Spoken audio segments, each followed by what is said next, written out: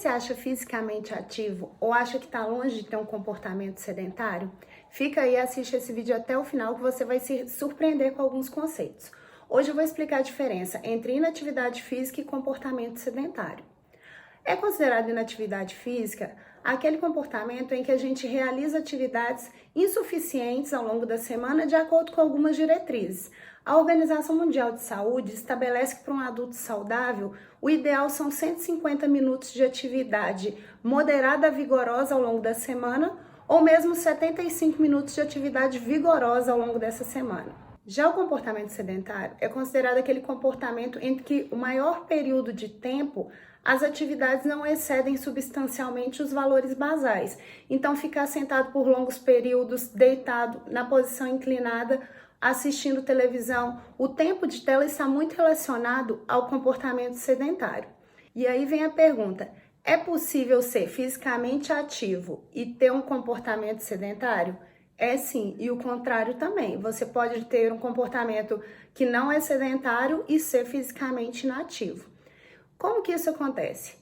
Imagina o seguinte: você pode ter cumprido aquela quantidade de atividades ao longo da semana, os 150 minutos, de acordo com a Organização Mundial de Saúde, mas o restante do seu dia, durante o seu trabalho, você tem um comportamento que é sedentário. Então, se você passa muito tempo na frente do computador, ou se você trabalha dirigindo, ou mesmo se você fica muitas horas estudando, mesmo que você faça atividade física e cumpra essa quantidade mínima de atividade ao longo da semana, você está, assim, com um comportamento sedentário.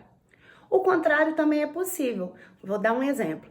Nós, profissionais de educação física, tirando o período da quarentena, normalmente o nosso comportamento não é sedentário.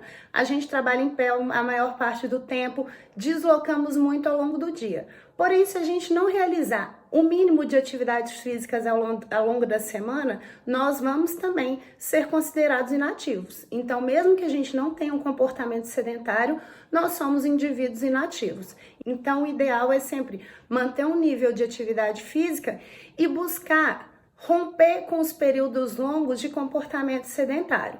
Então, por exemplo, se você trabalha no escritório, na frente do computador muitas horas, de tempos em tempos o ideal é que você se levante, vá beber uma água, tomar um café, quebre esse comportamento sedentário. Hoje em dia tem muitos smartwatches que buscam romper esse comportamento sedentário. Então ele identifica quando o indivíduo está muito tempo sentado ou com aquele comportamento, está parado muito tempo e manda uma mensagem para que o indivíduo se levante. É muito comum isso acontecer. Um outro exemplo: se você passa longos períodos estudando, talvez seja interessante você se levantar e ler 1 ou 2 parágrafos de pé, também para quebrar esse comportamento sedentário. Já em relação à inatividade física, se você não faz nenhuma atividade, comece incorporando uma atividade uma vez ao longo da semana e aos poucos vai aumentando a quantidade, o volume dessa atividade ou mesmo a intensidade. Porque mesmo a OMS, ela determina ou um tempo de 150 minutos de atividade moderada ou vigorosa, como eu disse, ou 75 de atividade intensa.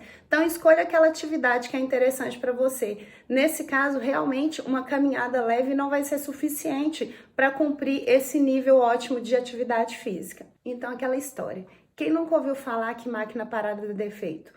O nosso corpo funciona exatamente da mesma forma. Então é importante se movimentar e quebrar esse comportamento sedentário e romper com esses períodos longos de comportamento sedentário ao longo do dia e ao longo da semana. Da mesma forma que é importante incorporar níveis ótimos de atividade física.